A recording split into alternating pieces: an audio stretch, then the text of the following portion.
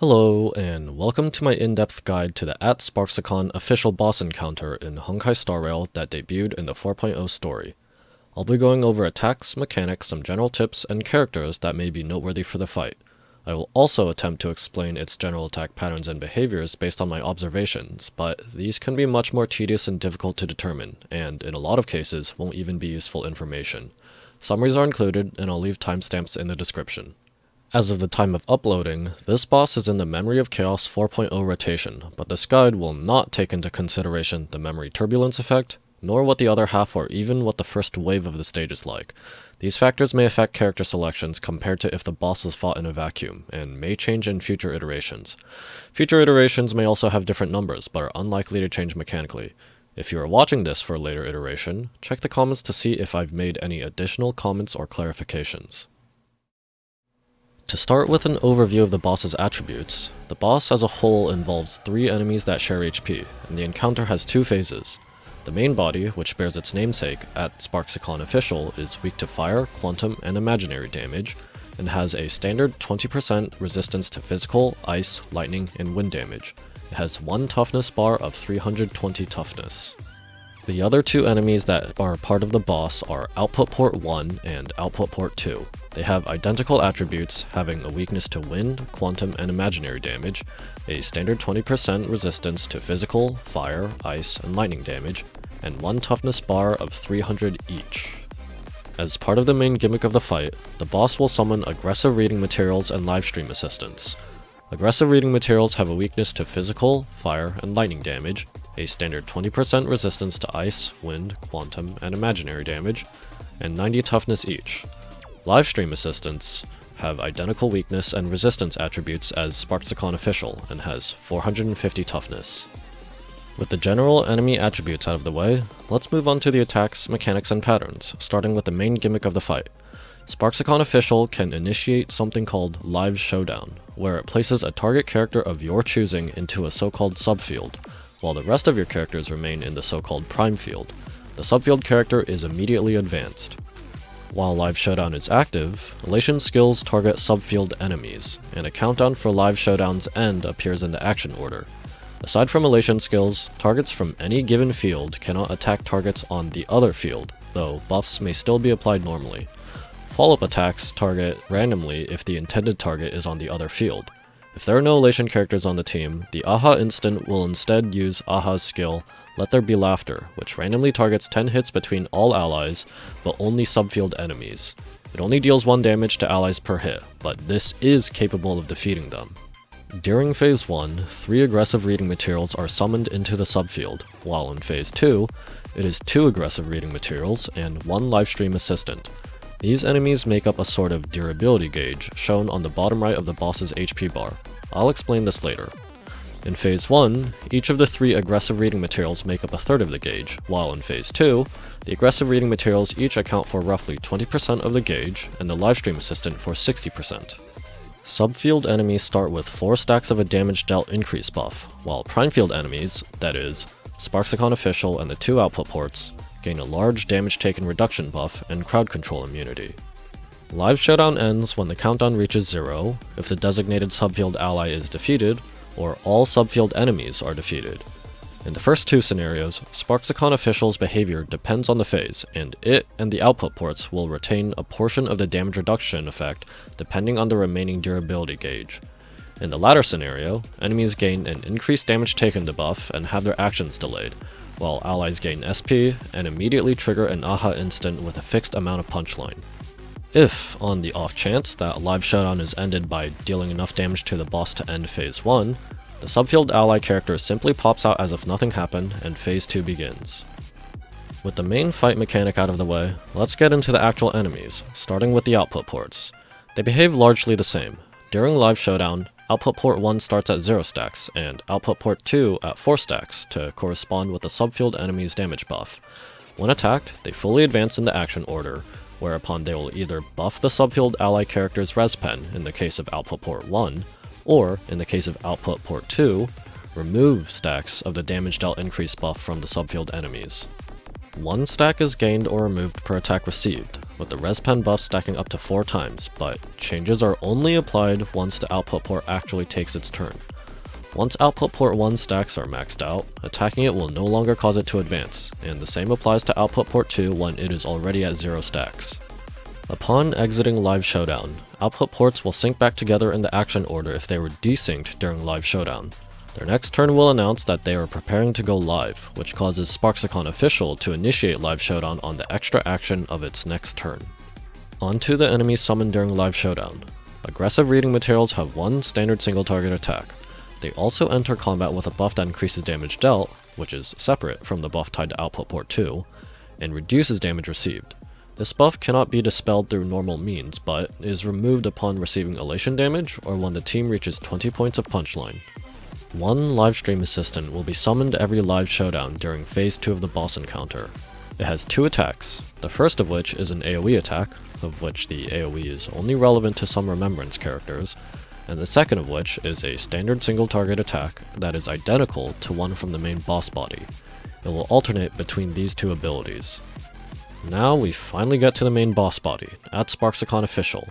It always gets an extra action outside of Live Showdown, and will action advance if its HP is reduced enough without having initiated Live Showdown. Upon reaching its first turn, or when output ports have indicated preparing to go live during Phase 1, it will do a single target attack, followed by initiating Live Showdown on its extra action. When out of Live Showdown and not initiating it, it will always use the single target attack, followed by an AoE attack on its extra action. During Live Showdown in Phase 1, SparxiConOfficial no longer attacks, instead opting to buff subfield enemies, advancing their actions and increasing their crit rate. If Live Showdown ends with the subfield character being defeated, the fight simply continues with the remaining characters. If the subfield character survived, but was not able to defeat all subfield enemies, the boss deals a large amount of damage to the subfield character and inflicts them with Entanglement.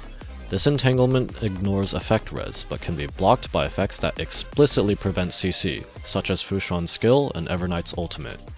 Upon starting Phase 2, SparxiConOfficial will fully advance. For its first turn in Phase 2, or when output ports have indicated preparing to go live, it will now use an AoE attack, followed by initiating Live Showdown. When out of Live Showdown and not initiating it, it will use the AoE attack, followed by a single target attack on its extra action.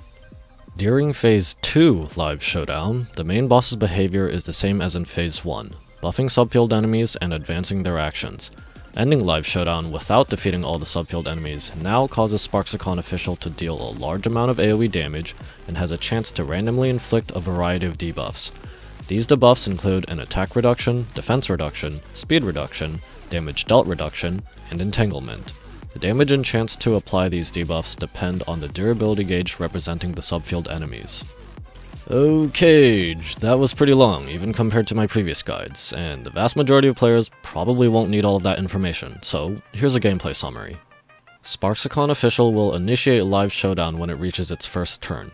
Live Showdown is a mechanic that essentially splits the fight into 2 battlefields, a so-called subfield and a so-called prime field. The player designates one character to fight in the subfield, while everyone else fights in the prime field. Units in one field cannot attack units in the other field, except for elation skills, which attack subfield enemies. Buffs can still be applied normally. The prime field enemies always consists of SparxiConOfficial and the 2 output ports, while the subfield summons 3 aggressive reading materials in Phase 1, and 1 livestream assistant accompanied by 2 aggressive reading materials in Phase 2. During Live Showdown, prime field enemies always have a significant damage reduction and CC immunity buff, and subfield enemies start with several stacks of a damage buff. Having prime field characters hit output port 1 and output port 2 will cause the output ports to advance and buff the subfield character and remove stacks of the subfield enemy's damage buffs, respectively, though changes are only applied once the output ports actually take their turn.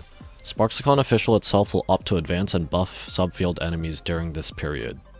Live Showdown ends when the countdown runs out, the designated subfield character is defeated, or all subfield enemies are defeated. In Phase 1, running down the countdown will cause SparxiConOfficial to perform a high damage single target attack that inflicts entanglement on the subfield character, ignoring effect res. If the subfield character is defeated, the fight continues as normal with the remaining characters. If, in Phase 2, Live Showdown ends without defeating all subfield enemies, SparxiConOfficial will deal a large amount of AoE damage and has a chance to randomly inflict a selection of negative effects on all allies. In both phases, if all subfield enemies are defeated instead, SparxiConOfficial and the output ports are delayed and take increased damage, while allies gain SP and an AHA instant with a fixed amount of punchline is triggered. Output ports will announce preparing to go live on their next turn, which causes the whole process to repeat once the action order reaches SparxiConOfficial's next turn. Here's an even shorter summary, because I'm not sure if that last section could be considered a proper one. SparxiConOfficial kidnaps someone you choose to go to the subfield backrooms, and the rest of your characters can support the kidnapped one by hitting output ports, which will increase the subfield character's damage or reduce the subfield enemy's damage. If that character is defeated or time runs out, you get nuked. But if they win the showdown by defeating all enemies in the backrooms, you get a damage window. With that out of the way, let's move on to some gameplay tips. This one should be pretty obvious, but I'll say it for the sake of completeness. Designate your main DPS character to enter the subfield. The boss gets a pretty hefty damage reduction buff during Live Showdown since it's located in the prime field, and you'll need to clear all the subfield enemies to do any meaningful damage afterward. Generally speaking, if you can't hit both output ports simultaneously, you'll want to be maxing out the stacks on output port 1 first to increase damage, but it still depends on the situation.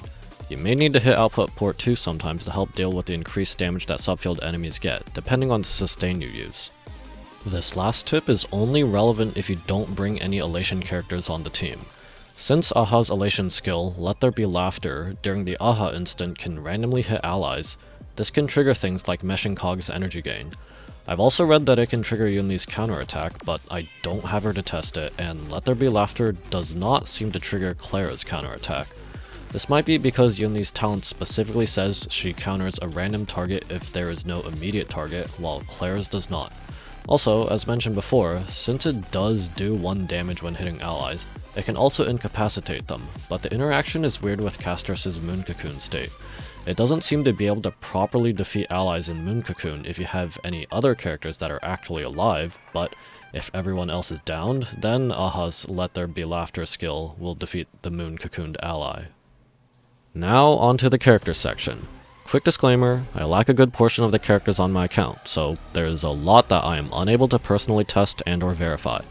But I'll go over some that I have used myself, and others that I think may be noteworthy, in both good ways and bad ways, based on my observations and understandings of the mechanics.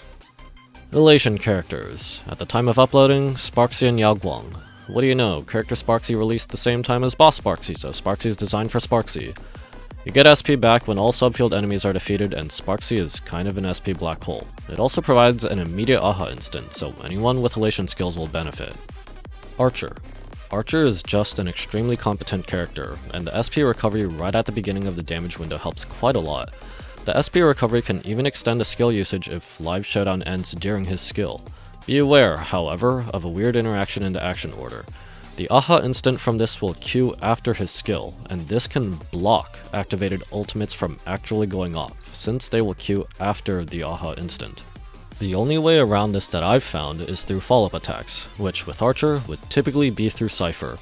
You would need to have Archer's skill trigger Cypher's follow-up attack. Then, during the follow-up attack, activate whichever ultimates you need, which will queue them in front of the AHA instant and Archer's skill in the action order.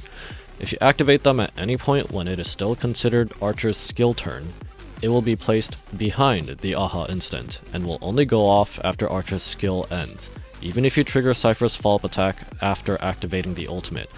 But it will still actually go before the AHA instant. Yes, I'm aware, this is not how a queue is supposed to work. It's not actually a queue, enough said. Gallagher. Gallagher is still a great unit, but unfortunately does not get to make full use of his kit here. He can only apply Besotted to enemies in one field, and realistically you'd never put him in the subfield, so your subfield character won't be able to heal themselves since only prime field enemies, that is, SparxiConOfficial and the output ports, will have his healing debuff. Break as a whole. Don't use Break if you don't have the Dahlia. The enemies here have some of the highest toughness values in the game.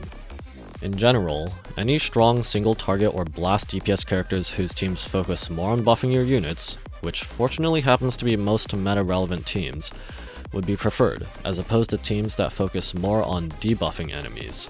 This uses the same line of reasoning as the part going over Gallagher. Since units cannot attack across different fields, you won't be able to have character setup debuffs onto subfield enemies while still allowing your DPS units to take advantage of that. This mostly applies to Acheron. Yes, I'm aware she's not meta anymore, but the fight has an interesting interaction with her Crimson Knot stacks. Any stacks on SparxiConOfficial or the output ports remain on them when live Showdown begins, but if Acheron is the designated subfield ally unit, then any debuffs applied on the prime field enemies will place the Crimson Knot stacks on a subfield enemy. In other words, Crimson Knot stack application follows whichever field Acheron is in, but is not retroactive to existing stacks from before live Showdown was initiated.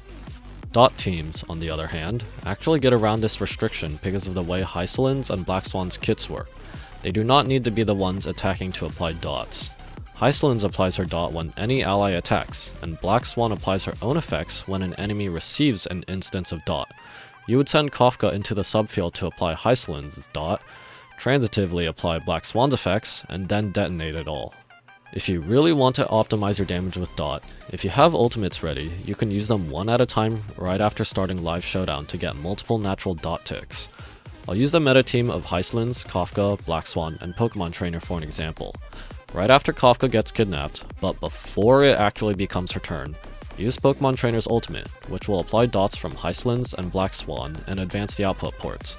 While the dots are ticking and it is still the output port's turn, use Hycelin's ultimate, again, before it actually becomes Kafka's turn. This will cause the output ports to advance again. Finally, repeat for Black Swan's ultimate. Alright, that was a much longer guide than my previous ones, but that's finally it for my in-depth guide on the @SparxiConOfficial boss. If you've got any questions, feedback, or suggestions, consider leaving them down in the comments below. If you enjoyed this video, found it helpful, and/or enjoy my other content, please consider liking, sharing, and subscribing. Thanks for watching, and see you next time.